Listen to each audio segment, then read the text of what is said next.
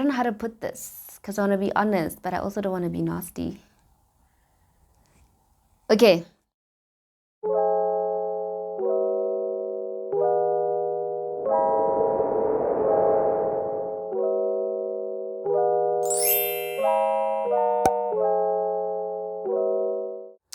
Hey everyone, and welcome to another acting tips video with me, Dineo Rasedile. If it is your first time tuning in, welcome to my channel where I share not only acting tips, but also my own personal experience in the TV and film industry. So today I'm going to be talking about something that literally, I think it's safe to say every single actor goes through this at some point in their career. It might vary in degrees, but literally we all go through it. And that is audition fatigue. So what exactly is audition fatigue? So in your career as an actor, you will find yourself in many different phases and stages in your career. There's a dry phase, there's an audition phase, there's a working phase where you are just like working back to back non-stop. There are different phases. And audition fatigue is when you find yourself in an audition season, let's call it, an audition season where you are going to audition after audition, after audition, after callback, after chemistry test, but you're not necessarily booking any work.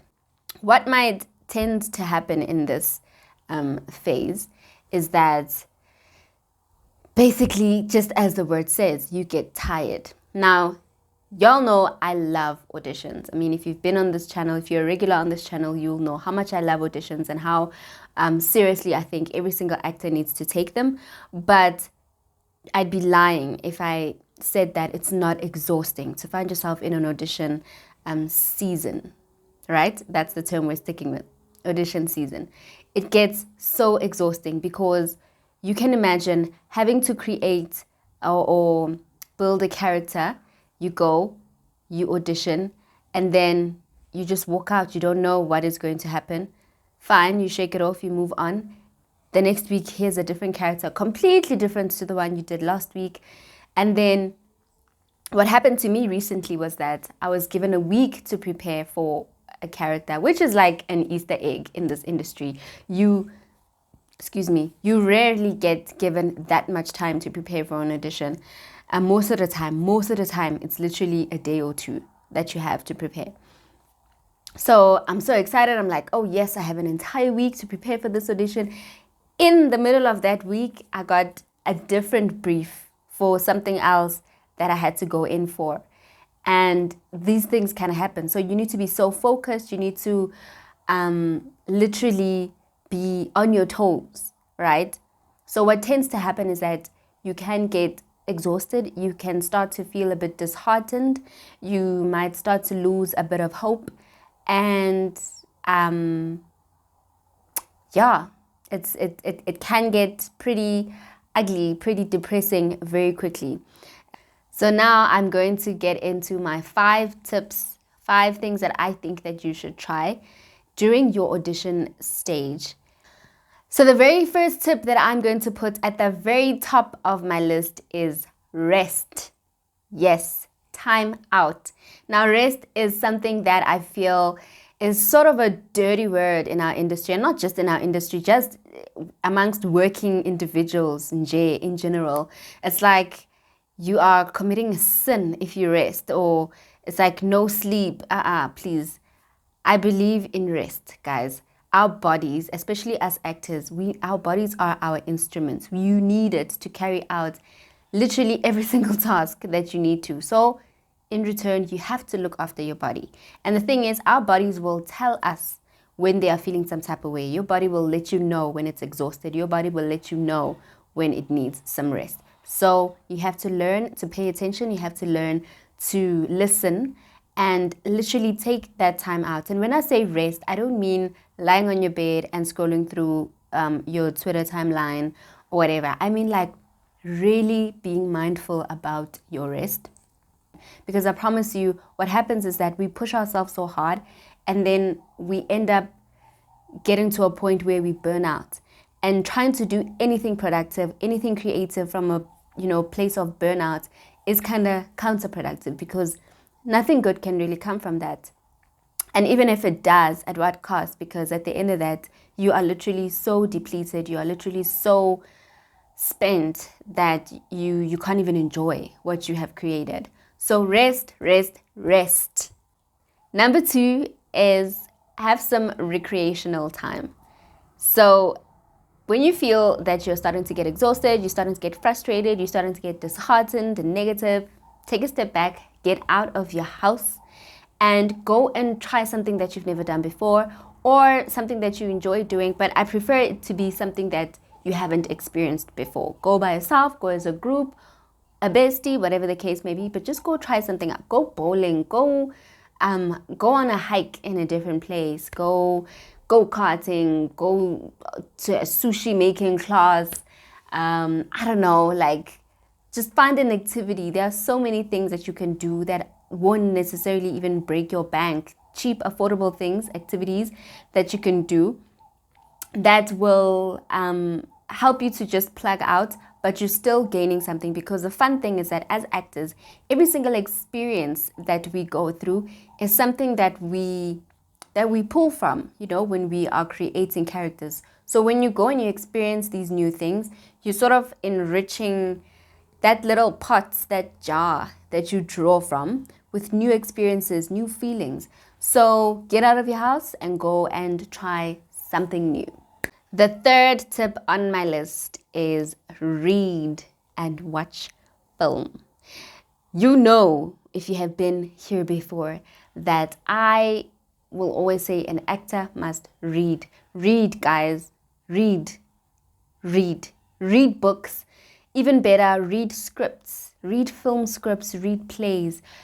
Get into the habit of dissecting text and creating these worlds in your mind, being imaginative, because reading really exercises that muscle. I mean, our work literally is bringing text to life.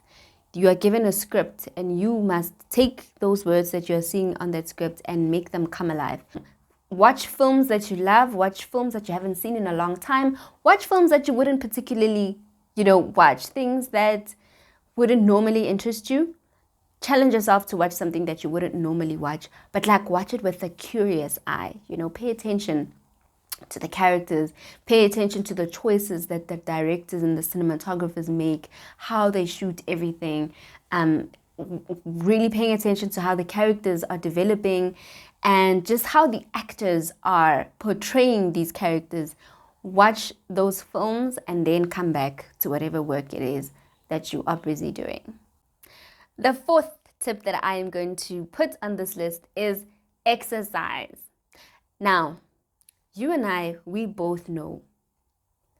We might not like to admit it at times, but we both know that exercise is a game changer. All right? Whether we want to admit it or not, it is a fact, it is a scientifically proven fact that if you get into the habit and the discipline of exercising, making it part of your lifestyle, it literally changes the game for you and your goals, regardless even of what industry you find yourself in, because exercise requires a lot of discipline, it requires a lot of consistency. And now once you make that a part of your lifestyle, it spills into other areas into your life. We tend to want particular roles, but we're not doing the work in the meantime to be in the position to play those roles when the opportunity comes. So for example, you want to play somebody who is very athletic, you want to play, the steering of the show, but you can't even do 20 push-ups or you can't even do 20 sit-ups because you're unfit, but you want to be cast for that role. That role, babes, must find you ready because unfortunately, this ain't Hollywood. Chances are you're not going to have 2 months or however months prior to when you start shooting where you can now quickly get a trainer and get into shape. Unfortunately, the way our industry is set up, it's not like that. So you need to start preparing for the type of roles that you want. And even if you don't necessarily want to play the steering, trust me, being physically fit puts you in such a good place as an actor because being on set is exhausting. So the fitter you are and the healthier you are, the better you will handle set life. The fifth and final tip that I'm going to share is communicate with your agent. Now, I mean, I'm pretty sure I have bragged more than once on this channel about my amazing agent, but I cannot stress enough how important it is as an actor to have a really good relationship with your agent. I'm not saying you need to be besties with your agent. I'm not saying y'all need to be like on the phone every day, but by a good relationship, I feel like your agent needs to know where you're at. You know, they need to know what you're thinking in terms of your career. They need to know how you're feeling in terms of the season that you're in, especially if you're like down in the dumps. Speak up, let your agent know how you're feeling. And if you are in a place where maybe you've been going through a lot of callbacks and chemistry tests, I don't think your agent would mind if you hit them up and you want to talk about that in terms of maybe can we get some feedback just so that I can know the reason why I did not get that role or whatever the case may be. But like, speak up and chat to your agent, and hopefully they can advise you and respond in a positive and uplifting manner.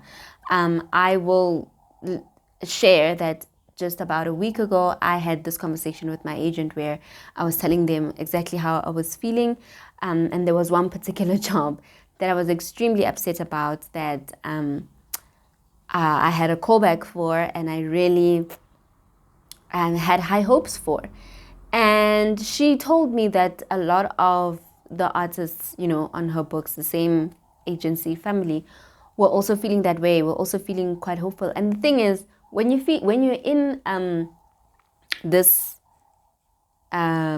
exhausted, disheartened, you know, phase, you tend to feel like you're the only one going through it, and you tend to be looking around you and seeing somebody is doing maybe a show or whatever, and you get frustrated and you put so much pressure on yourself, and you forget that this literally is the nature of the industry. You don't know how many auditions that person also, you know, lost out on before they booked that particular role. So learn to not put so much pressure on yourself by comparing yourself to another person's journey, and rather just focus on yourself and rather just focus on yourself and making sure that you're in the best state physically, mentally, spiritually, and emotionally. Yes. Then lastly, I do need to mention that if you are having a lot of auditions but you're not getting any callbacks, right? I don't know how to put this because I want to be honest, but I also don't want to be nasty. Okay, so if you're going to auditions, you're going to audition after audition, and you're not even making it to callback phase, so you're just going to tons and tons of auditions and never hearing anything back, then it wouldn't be such a bad thing to get the opinion of another professional. They can tell you maybe you're just not auditioning well, which is a real thing. You get actors who are really great actors, but they don't audition well. Once they walk into an audition room, tense, you know, because that might be the issue. You might literally be doing something wrong when you walk into the audition room. There are a number of places that offer audition workshops, give masterclasses, what have you, acting coaches all over. Get on that Google and make sure that you are doing everything that you possibly can to put out quality work. So that brings me to the end of my acting tips on audition fatigue. I really hope that it was insightful and that you are encouraged. I wish you all the best as you go out there and do the most, and I hope that you learned something today. If you enjoyed this video, please do subscribe and give it a thumbs up. Thank you to everybody who has subscribed. I see you and I appreciate you so much. And thank you so much, guys, for hanging out, and I will see you on the next video.